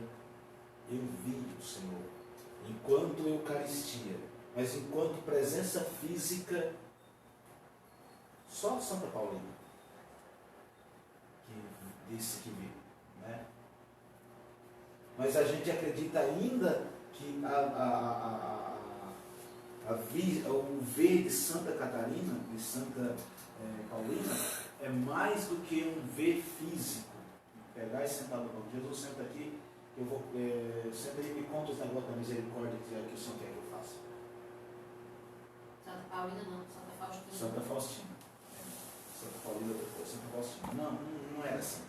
É outro tipo de visão. Não é? Do mesmo jeito que falou que viu o diabo. Não viu o diabo. Ninguém viu o diabo. Ninguém vê anjo. O diabo é anjo. Não vê. Sente. Sente o mal. E te impulsiona a fazer o mal. Do mesmo jeito que Deus te impulsiona a fazer o bem. Como a gente tem a tendência natural para o mal, é mais fácil ainda para o mal empurrar. O padre, na ida de Abraão para Ur dos Caldeus, ele teve muitos desafios, ele batalhou muito, porque quando ele foi se estabelecer, já tinha povos, ele passou por luta armada no caminho, e isso não o fez desistir, né, de toda a caminhada. Se a gente fosse acreditar no Deus do Antigo Testamento, a gente saía matando. Porque o Deus do Antigo Testamento é um Deus guerrilheiro. Pode olhar. É o Deus da guerra. Que mata os seus, que destrói os inimigos, não é que o Salmo vai dizer que ele adestrou os meus dedos para a guerra. Mas se aí a gente olhar teologicamente, olhar com o olhar de Jesus Cristo, a gente entende que é uma guerra espiritual. Extremamente espiritual. Espiritual, e Extrema, não uma luta armada. não é uma guerra física. É uma guerra extremamente espiritual. E se aquilo que Jesus dá pleno cumprimento ao nosso tempo, à nossa vida, é uma guerra extremamente espiritual. Nós estamos travando no tempo de hoje uma guerra espiritual. E quem não quiser enxergar, ele vai se galar. Porque é uma batalha extremamente espiritual. E quando a gente foge dela, a gente tem as quedas, né? Eu me lembro de Davi. É tão legal isso, né? Porque quando a Arca da Aliança estava com os israelitas, ele ganhava a guerra. Quando a arca não estava com eles perdiam as lutas. Quando nós tiramos o olhar da Arca da Aliança, o que é a Arca da Aliança hoje? Seria o sacrário, né? Sim. Quando nós deixamos de adorar Jesus Cristo no sacrário, a gente começa a perder as lutas. E aqui não é luta física, não. É luta espiritual. Porque parece que o grande desafio nosso é que a gente vai transformando as pessoas em um adversário. Eu tenho que derrotar a pessoa. Eu não tenho que derrotar a pessoa. Eu tenho que derrotar o mal. Aquilo que está mais, né? Porque quando Jesus expulsou os demônios, em nenhum momento ele matou a pessoa. Ele expulsou o mal. E a pessoa permaneceu viva, saiu cantando, feliz da vida. Em todos os momentos. Então a nossa luta, como diz lá o texto bíblico, é contra os principados e as potestades que estão espalhadas pelos ares. Essa é a nossa luta. Agora, a gente tem conseguido fazer o céu estar aberto. Mas também, São Pedro diz para nós que o diabo anda em volta, procurando a quem devorar. Ele sabe, o mal sabe que ele é derrotado por natureza. Ele já está derrotado. Ele é derrotado porque Jesus venceu o mal passando pela morte. Isso aqui é a grande vitória de Cristo. Né? A gente canta isso no domingo da ressurreição. Ó morte, onde está tua vitória? Se quiser traduzir, o diabo, onde está a tua vitória? Só que ele é... Ele vive circulando, padre, porque ele não tem mais nada a perder. Não tem mais nada a perder. Está derrotado. Não tem mais nada a perder. Se o cara não tem mais nada a perder, o que ele pegar é lucro. É lucro. Então eu não posso me deixar seduzir por um ser que está derrotado. Não é? Ele é um caboclo de um time de quarta divisão, derrotado. O problema é que eu deixo, tem hora que a gente, nós padres, leigos, consagrados, tem hora que a gente deixa o mal num estalar de dedo. Não precisa de muito não, pouquíssima coisa. Opa, eu achei um espaço. E o bicho vai.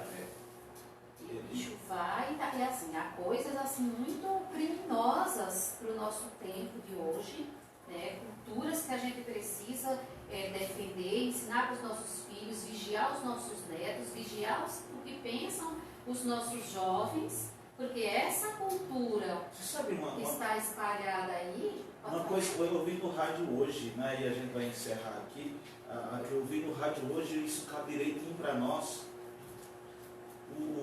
Sabe por que muitas vezes tem a cultura do estupro, da pedofilia, essas coisas que estão aí, que agora por causa da menina, o negócio ganhou um relevo ainda maior, né, mas com tantas coisas que estão acontecendo, não deveria ter calado, né, porque se estivesse falando mais, né, isso não teria acontecido, enfim. Mas a pessoa dizia assim, ó, vocês pais precisam ensinar, eu achei aquilo muito legal, para os filhos, crianças de vocês, que quem pode tocar, por exemplo, no genital seu, na sua parte íntima, né, porque a gente não ensina para as crianças o que é parte íntima. Quem pode tocar nisso aqui, aí a psicóloga dizia assim, quem pode tocar nisso aqui é a mamãe. Eu criei meus filhos ensinando isso, eles não tomavam susto, não, mamãe. Meu professor não faz isso, mas ele pode fazer, não pode. E aí ela dizia assim, quem pode tocar nisso aqui é a mamãe. Se alguém tocar em você, desse jeito você pode dizer, não, aqui só quem pode mexer, tocar, é a mamãe. Ou o papai. Ah, mas o tio chega todo carinhoso, o vizinho chega todo carinhoso, o padrasto chega todo carinhoso, não sei o que lá, não. É só a mamãe. Isso aqui é o ensinamento que você vai dando desde uma criancinha de 3 anos e ela vai aprendendo, de certo modo, a se defender. Isso é cristão. Padre, a pastoral da criança. Extremamente cristão. A pastoral da criança Muito legal, faz muito a legal. sua orientação nas famílias, com as mamães gestantes, com as mamães, porque as crianças elas nascem e têm um caminhar. Tem vida que acompanha 3, 4 crianças em idade de 3 anos, de 2 anos, às vezes tem um bebê, tem um de 2 anos, tem um de 4 e tem um que está saindo. O acompanhamento da pastoral da criança tem sido em cima desses valores. Eu me alegro muito Porque na verdade, para a pastoral existir. porque na verdade ela tem que passar por isso aqui. E o céu se abre, o véu do céu se rasgou, para que também essa sabedoria que vem do céu, que se rasgou, invada a nossa mente para a gente cuidar dessas realidades que está aí. E a gente, por isso que entre nós e Deus há uma pessoa. Então essa pessoa que está aqui, de repente ela é fragilizada, mas a palavra boa para esse tipo de situação não é isso. A assistência social usa um nome, que eu esqueci agora. É o vulnerável, né? É o vulnerável. Aqui tem um vulnerável. Esse vulnerável aqui, que está entre eu e Deus, Deus está dizendo, olha, você é esse que vai, como intercessor, ajudar esse vulnerável a deixar de ser vulnerável. A criar suas defesas, a gente precisa ensinar isso. Ensinar ela. Não apenas a rezar. Rezar a gente tem que ensinar. A espiritualidade fortalece o vulnerável. Na verdade, Gente, se a gente soubesse disso, é porque nesse mundo laico, secularizado, que vem desgraçando tudo, a gente, se o povo soubesse que a espiritualidade tira a vulnerabilidade da pessoa, torna ela forte, a gente seria extremamente mais espiritual. Eu tenho cada vez mais convicção, enquanto igreja, padre, eu preciso fazer com que o meu povo se torne um povo espiritual, porque esse povo espiritual, ele é fortalecido, ele é capaz de ir buscar aonde precisa a sua defesa, não apenas em Deus, mas nos seus direitos. Nos seus direitos. É gritante. Nos seus direitos. Então, e como é que nós vamos conseguir isso? Eu preciso dar para essa pessoa uma espiritualidade. Agora, que o céu se rasgou, como é que eu vou ter que falar isso para os vulneráveis que nós temos aqui? O primeiro passo que eu entendo que eu vou transformar esse vulnerável aqui numa pessoa forte é saber que eu amo ela. E quem ama, cuida. Então, se, por exemplo, a nossa pastoral social, a nossa pastoral da criança, que tem feito um trabalho assim na diocese nossa, elogiado por todo mundo, não é? Ela está dando esse passo de transformar pela espiritualidade, e aqui eu não quero ofender ninguém, né? Mas a pastoral da criança, ela ficou devendo em algum tempo, que hoje ela foi retomando, e a pastoral social também, especialmente a nossa aqui, é uma pastoral social que não é para trabalhar só. Ela é para fortalecer a espiritualidade. Então, quando você visita alguém, que você reza com ela, que você mostra para ela, minha filha, do jeito que você está vivendo, que você não consegue fechar a torneira, que você não consegue lavar uma roupa, que você não consegue fazer nada disso, isso está faltando o quê? Está faltando a seiva, né? Que na planta, na nossa árvore ali, essa seiva vai se transformando e vai fazendo ela crescer e respirando ar, que é a fotossíntese, né? Então a espiritualidade é a seiva de tudo isso aqui. E assim, sem espiritualidade não dá para viver. O que a gente tem lutado muito na pastoral da criança é que a espiritualidade, para a gente ligar a questão dos direitos, a mística, a gente reza, a gente vai à missa, a gente comunga, a espiritualidade é a forma como nós vivemos. Qual é como é que a pastoral, os líderes da pastoral estão vivendo, se eles não visitam as crianças, se eles não se importam com as necessidades, né? Aí a pandemia nos trouxe para essa realidade agora de pandemia, ações solidárias. Mas não pode visitar, mas elas criaram os grupos no WhatsApp, eles enviam matérias, sabe? Eu estou contente, apesar das nossas dificuldades, Existem os mais meios. próximo. Existem os mecanismos, né? A espiritualidade, que é o que me liga com o Espírito, é isso que é a espiritualidade, né? Que me liga com o Espírito, não dá para eu ser uma pastoral da igreja, porque se nós olharmos para o texto que nós ouvimos agora, que o véu do céu se rasgou e veio do céu em forma de pomba o Espírito Santo, que repousou sobre Jesus, e a voz do céu disse: esse é meu filho amado, no qual eu pus o meu agrado. Escuta o que ele diz. Isso aqui veio nele, mas ele não quis só para ele. E aqui eu encerro, né? Veio nele, ou para ele, né? Mas ele distribuiu isso, né? Com um ruá, um sopro. Ele distribuiu isso aqui. Agora, o que é que eu faço com isso que veio para mim? Agora eu tenho que colocar ele dentro de mim, e esse negócio tem que, quando a gente reza assim, que o Espírito Santo precisa se mover dentro da gente, é o processo de espiritualidade, né? É o Espírito que vai movendo, que vai gerando vida, e tanto como é dinamis, né? Tanto mais ele move, ele vai se acabar. Então, tanto mais eu deixo ele se mover, tanto mais ele vai gerar vida. Tanto mais eu deixo mover, mais ele vai gerar vida.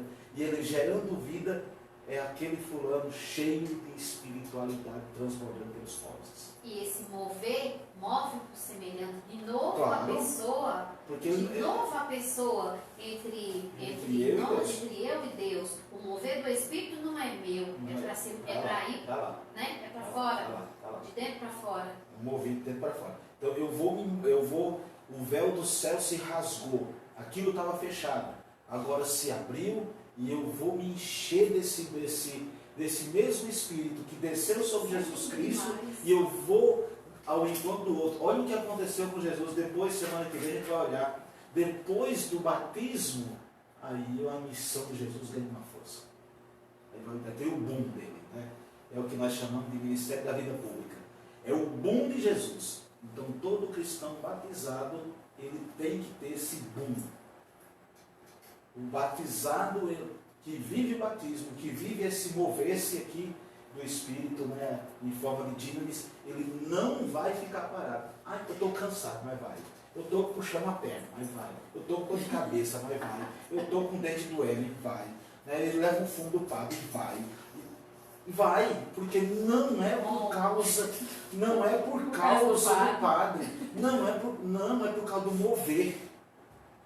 É ele que me move, é ele que me manda, eu estou ocupado, a porta bate, Bruno come a casa. E a gente vai, porque há um mover, um impulso, a Jonas falava assim, há uma mola propulsora. O Ronaldo, que entende de carro, sabe o que é uma mola propulsora, né? É aquilo que, sabe, aquelas brincadeiras que subiam, aquelas bolas que estavam pulando. É aquilo lá. Então você vai sendo impulsionado, né? E vai, e cansado, vai, de novo, vai, e chega na casa do outro e toma no copo, água no copo sujo e vai. E ensina o desgramento a lavar o copo. Tá cheirando ovo, né? É assim. E que esse encontro de nós hoje nos tenha impulsionado, porque o céu se abriu a você e eu a irmos. É isso que Deus ensina. É essa espiritualidade que nós devemos ter, que nos impulsiona para. Que a gente não vai parar. Não tem como parar. Depois que o Espírito Santo começa a se mover, não para. A gente sente vontade, mas não consegue. Né? Olha para os padres velhos, por exemplo. Olha para o Padre João. O Padre João, quando você pensa que o Padre João está sossegado, ele está lá. Ele está lá. Ele agora, tadinho, mas em casa e vai dando uma agonia, tanto é que a casa vive cheia de gente direto e faz pão, e vende pizza, e vai. Né? Porque eu sempre digo que quando eu tiver 60 anos eu vou para o Nordeste, deitado na rede, só água de coco. Acho que mas não. Acho que não, né? Eu andar na carruagem, eu estou vendo que eu não vou viver para ver isso. Não acho que não. Precisa. Na beira da praia, não, mas rodeado de gente pobre, de gente com fome. Olha aí quem é a cópia fiel de João Bíblia. Ele disse que sou eu, mas é ele, viu? Então vamos pedir a Deus que nos abençoe. Muito obrigado a vocês por esse dia, por esse bate-papo, por esse mover-se no Espírito e saber que o chão, o céu não está mais fechado. O céu se abriu. Ô padre, eu posso dar só sem atrapalhar o senhor? Não, pode. Esse texto cabe muito bem para a gente. Entende, hein? A Igreja Católica é radicalmente contra o aborto, no entanto, acolhe inúmeras mulheres que abortaram. A Igreja é contra a promiscuidade, mas 75% dos portadores de HIV estão sob cuidados da Igreja. A Igreja é contra a destruição das famílias, mas é na porta das inúmeras igrejas, conventos, mosteiros, que bebês são entregues para serem cuidados. Bebês que, na maioria das vezes, são fruto das mesmas relações que a Igreja condena. A Igreja é contra o uso e a legalização das drogas, mas é em inúmeros centros de reabilitação de dependentes químicos espalhados pelo mundo que ela acolhe usuários de droga.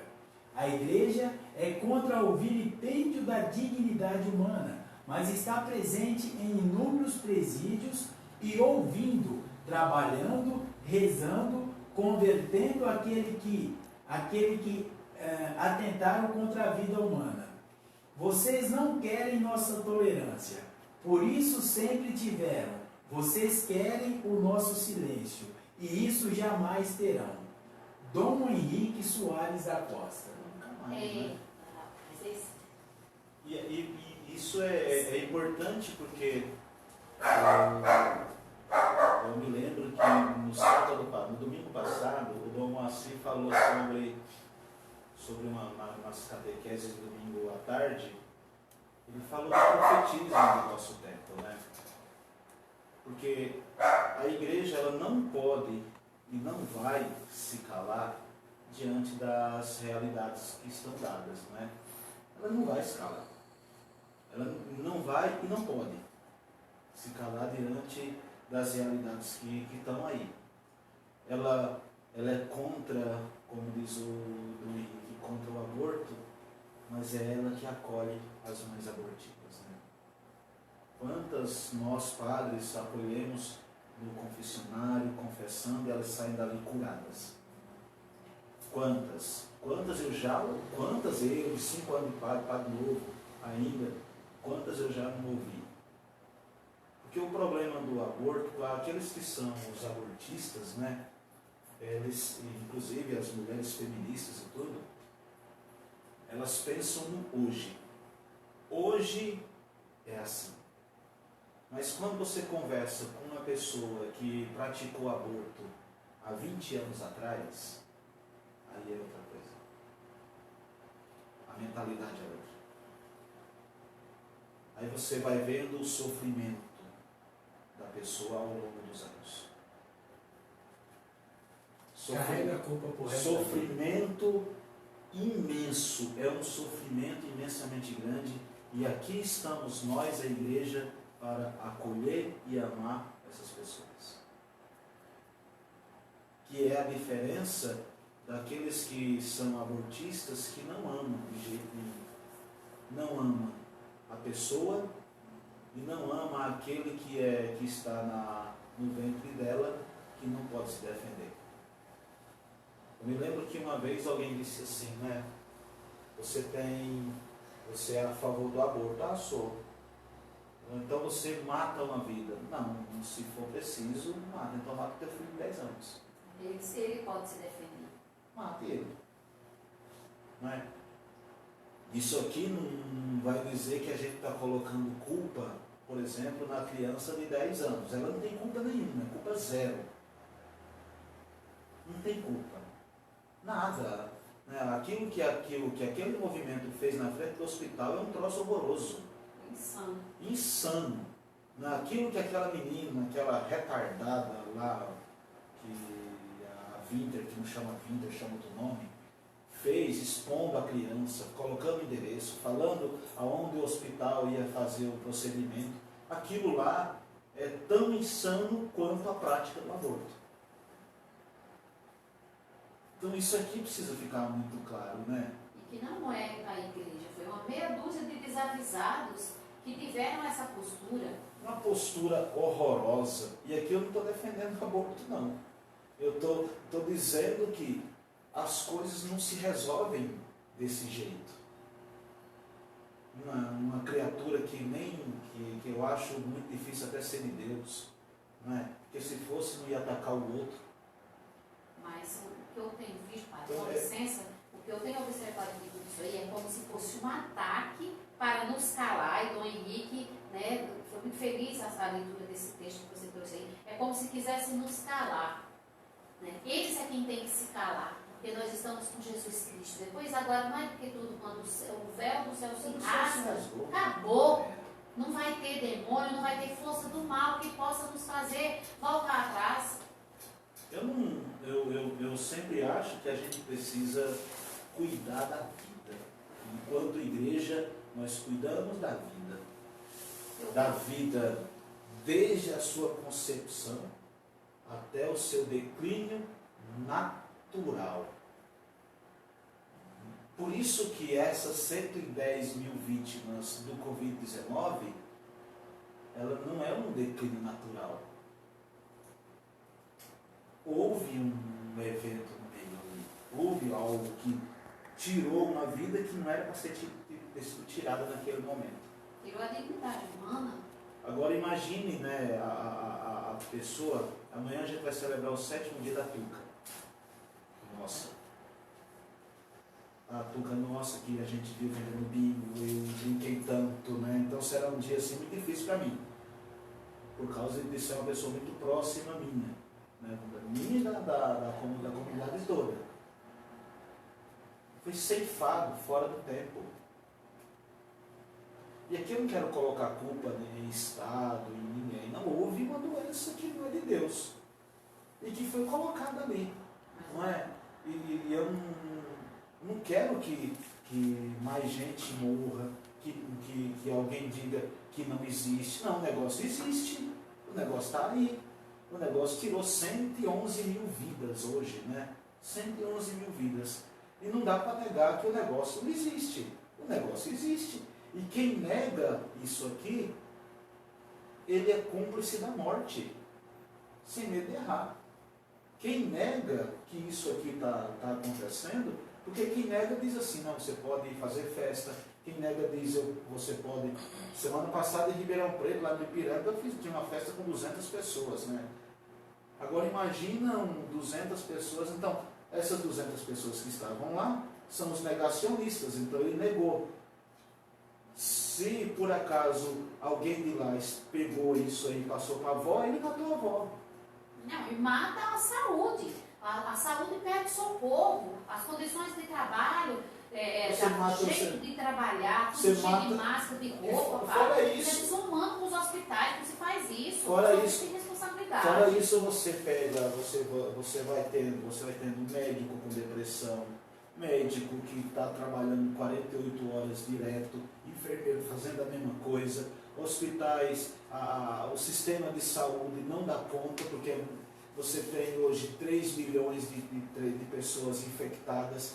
Se não tivesse a doença, eram 3 milhões a menos de pessoas doentes, e o sistema de saúde estava um pouco melhor, né? Que já não é grande coisa, mas estaria melhor. Agora imagina 3 milhões de pessoas, salva aí uns 100 mil que tem dinheiro para pagar, todo o resto vai para o SUS, vai para o sistema de saúde. Então a pessoa que nega, ele está danificando todo um sistema de educação. Aonde estão as nossas crianças hoje? Tudo em casa. Perderam um ano inteiro de escola, aí você mata a saúde dos professores, porque eles ninguém estava preparado para isso, agora tem que aprender tudo de uma vez, e não se aprende tudo de um dia para a noite. Então você mata a saúde do professor, você mata a saúde do pai e da mãe, porque não tem onde deixar os filhos, porque alguns têm que trabalhar, mas agora as crianças não têm mais creche para ir. Olha todo um arcabouço de coisas que a negação faz. Olha, infelizmente. Quando eu escuto uma pessoa chamando uma vida humana de é só um feto, meu camarada, não espere que a Covid vai embora tão cedo, não. Porque essa mesma pessoa é aquela que vai fazer a festa. Quem não se importa com a vida aqui, também não vai se importar aqui. Aqui não. Então vamos pedir a Deus que nós sejamos esses que não vamos negar a doença, mas vamos anunciar Jesus Cristo em tudo aquilo que Ele convém. Anunciar com tudo aquilo que Ele convém. O Senhor que é o Deus dos vivos e não dos mortos. Pai nosso, que estás no céu, santificado seja o vosso nome. Venha a nós o vosso reino. Seja feita a vossa vontade, assim na terra como no céu. O pão nosso de cada dia nos dai hoje. Perdoai as nossas ofensas, assim como nós perdoamos a quem nos tem ofendido. E não nos deixeis cair em tentação, mas livrai-nos do mal. Amém, queridos irmãos e irmãs, muito obrigado pela noite, Deus abençoe. Nos encontramos, se Deus quiser, na próxima quarta-feira, e aí sim, já com as igrejas nossas abertas, com 30%, né? A nossa está sendo preparada para isso, né? Então vamos pedir a Deus que na igreja, e uma última coisa, que na igreja não seja contaminado ninguém. Porque se for contaminado alguém da igreja e alguém da igreja morrer, aí nós estamos lascados. Aí a perseguição vem com tudo, né? Se nós fizermos tudo que foi colocado na sua orientação, né, tudo está sendo preparado. Se eu ficar, cada um, tudo está sendo preparado. O Senhor orientou em relação à Eucaristia, então eu creio, se nós obedecermos, isso não vai acontecer. E eu espero verdadeiramente que nós obedeçamos, porque perseguição, as forças espirituais do mal, já estão aqui apostas. Agora a gente não precisa facilitar. Vamos nos cuidar. Somos geradores de vida, né? Vamos contar com isso. Que Deus nos conceda a força necessária para vivermos santamente esse momento, nesse tempo, esse novo normal, né? Novo normal. O Senhor esteja convosco. Ele está no meio de nós. Desça sobre vós, pela intercessão da bem-aventurada Virgem Maria, Mãe de Deus e nossa, e São Miguel Arcanjo, a bênção de Deus Todo-Poderoso, Pai, Filho e Espírito Santo. Amém. Boa noite, nos encontramos nos nossos horários das nossas lives, se Deus quiser. Fiquem todos com Deus. Obrigado, meninos, pela noite. Dona Rosa, Vitória, Obrigado. Ronaldo, Deus abençoe. E aqui vamos saudando aí os que estiveram conosco nessa noite. A Dona Jovelina dos Santos, Dona Jo, a Nadir Marques também, Nadir Marques da nossa paróquia, Marta Castro, Dona Marta, Júlio e Mariinha lá de Serrana, Deus abençoe. Demerval Xavier. Mas está vindo de almoço. Tá rendendo, viu? Tá rendendo. Olha. De novo. O Demerval lá do Grupo Sagrada Família. Tem uma amiga do senhor que estava, não sei se o senhor lembra dela, Helena de Mello. Eita. Helena de Mello era lá do Padre Angelino. Na época que você estava lá, que chegou lá, ela estava lá ainda também. Ela era da parte da música do grupo de oração. E ela participava, acho, da liturgia ou da catequese de lá. Ana Paula Braz, que é da Pastoral da Criança. Te amo. Dona Maria Quem Candelária. mais? Candelária. A Terezinha da Pastoral também. A Dona Aparecida Nascimento está agradecendo por essa noite. Minhas meninas da Pastoral, você tá vendo, pai? Cleusa Missi Laibrowski, Guatapará. Ó, o Jonas Bagini, Claudemir Martins, padre, né? Padre Claudemir. O Padre Claudemir hoje é anglicano. Um abraço, Padre. Deus abençoe, viu? Padre Angelino também. O meu primeiro celular quem me deu foi o Padre Claudemir. Beleza. Dona Marlene Antônio também, que é da Pastoral da Criança. Mateus Soares, né, do seminário. Mateuzinho. A Fátima Gomes, lá no Araripe, Ceará. Gustavo Cassaroto. Joyce Fiel. Quem mais? Eduardo Silvério, lá do grupo de oração, né? A minha irmã Cecília Santos, viu, filho? Olha aí. Cecília. A Luciana Laranjeira e Dona Sônia Varela, lá de Cachoeira Paulista. Dona Sônia, um abraço. Então, encerrando essa noite, boa noite a todos. Até semana que vem. Se Deus quiser. Dona Rosa, um tchauzinho aí, Dona Rosa. Mais uma discussão acalorada. Dona Eridan. Legal. Deus abençoe.